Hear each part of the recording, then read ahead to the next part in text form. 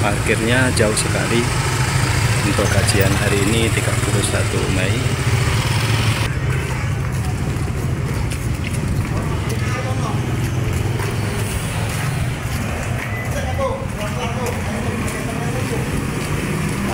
Satu kilo lebih bisa dari antrian.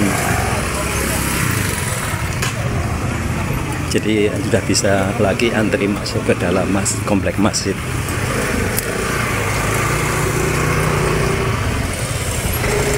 Para jamaah masih banyak yang berdatangan.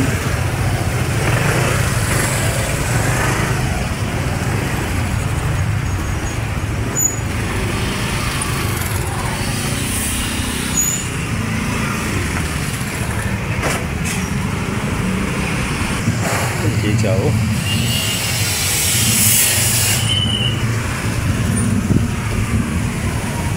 Kapling Tegal Perintis.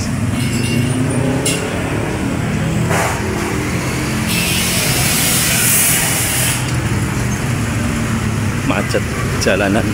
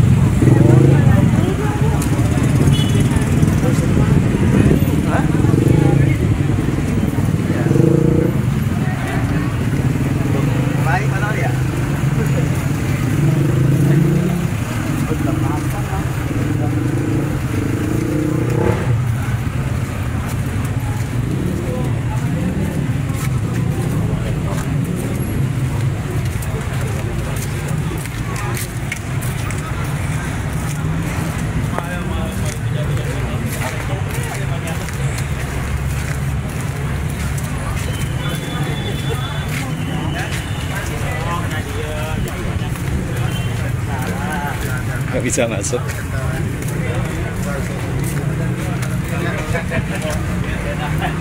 Nggak bisa masuk. Ada datang udah apa? Penuh.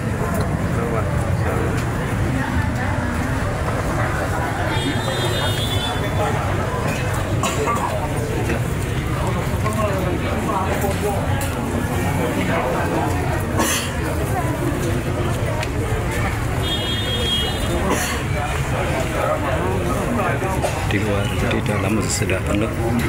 Ada 3 lantai, nggak muat juga.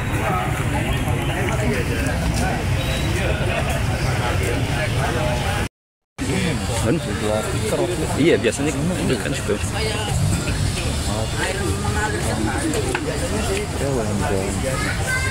Berikutnya yang berapa? Ja'far bin Abi Thalib radhiyallahu taala anhu. Ya. Rasulullah SAW melihatnya terbang bersama para malaikat, dan Rasulullah melihat dia terbang di surga, dan dia punya 2 sayap, Makanya Ja'far diberi gelar dengan Ja'far At-Tayyar, Ja'far yang terbang. Anaknya dipanggil Abdullah bin Ja'far At-Tayyar. Ja'far kenapa tangannya diganti dengan sayap? Karena ketika perang Mu'tah, ketika dia memegang bendera peperangan, maka dia memimpin peperangan. Sampai tangannya terputus, maka dia pegang dengan tangan satunya. Tangannya terputus, dia pegang dengan kedua adutnya, kedua lengan atasnya. Akhirnya dia terbunuh. Dan ditemukan dalam tubuhnya sekitar 80 luka, semuanya di depan, tidak ada yang di belakang. Menunjukkan dia tidak pernah mundur sedikit pun. Ya. Subhanallah, dengan cerita sahabat ditemukan sekian puluh luka di tubuhnya, sekian puluh luka. Mungkin kalau kita yang perang ditemukan 1 tikaman, langsung tewas. Maksudnya luar biasa. Kena panah, kena ini tetap bertempur. Tapi kita dengan cerita sahabat yang dia tangannya terluka, dia masih bertempur. Saking dia sakit, dia tarik supaya lepas dari apa?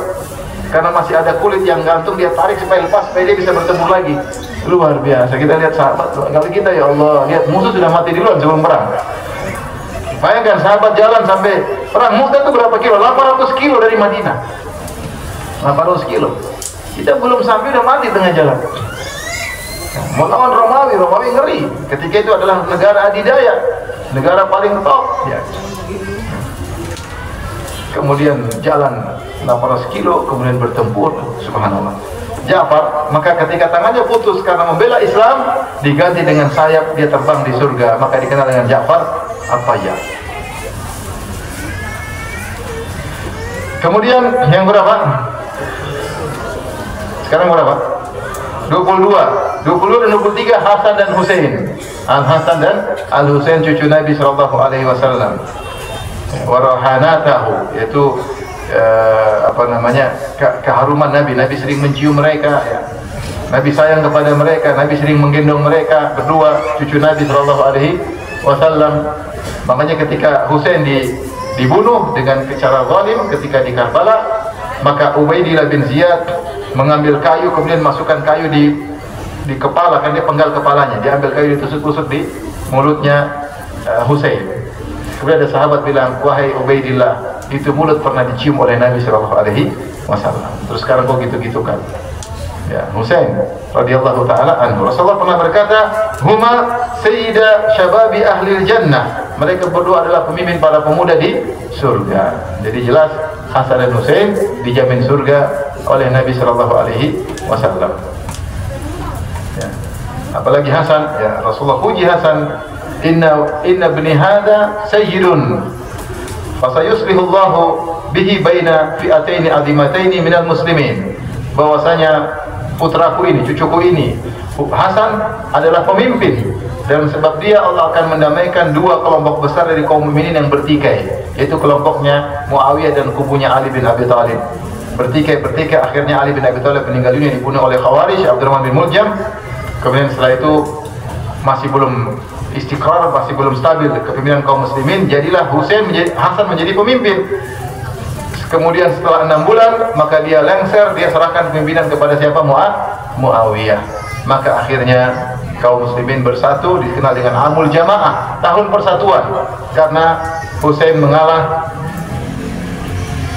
kemudian memberikan kepemimpinan kepada Muawiyah.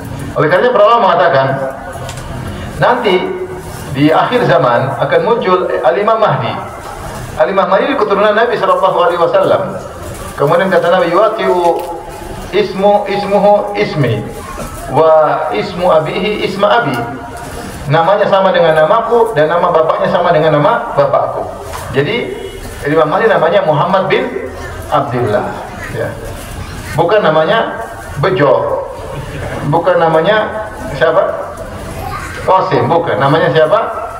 Muhammad bin Abdullah, ya. Dan dia dari keturunan Al-Hasan. Menurut Ahlus Sunnah, dia keturunan Al-Hasan.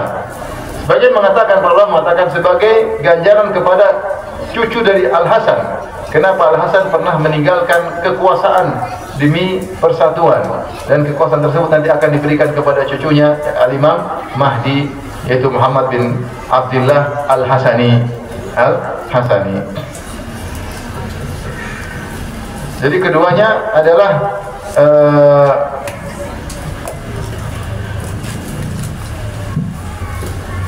cucu Nabi sallallahu alaihi wasallam, dan keduanya dijamin masuk.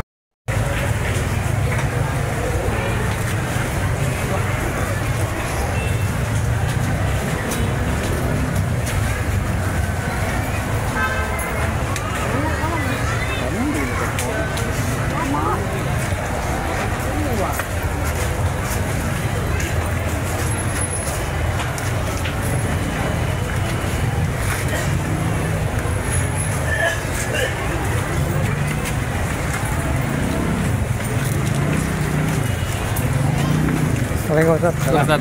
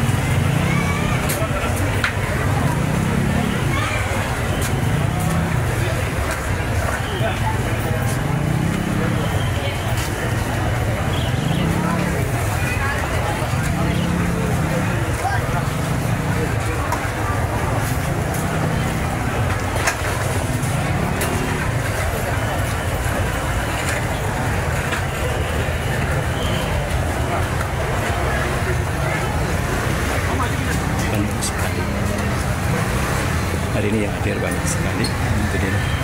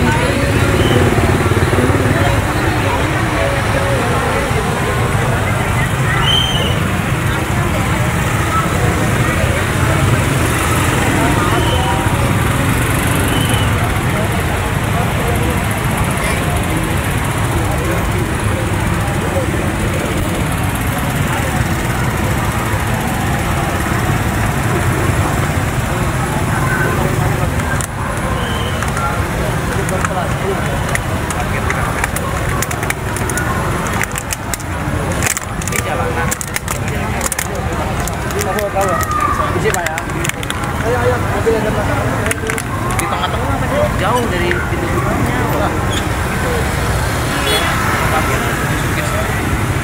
Coba ya ada yang kita kan jalanan ya, jalanan kan parkirnya begini. Ada yang parkir di sini.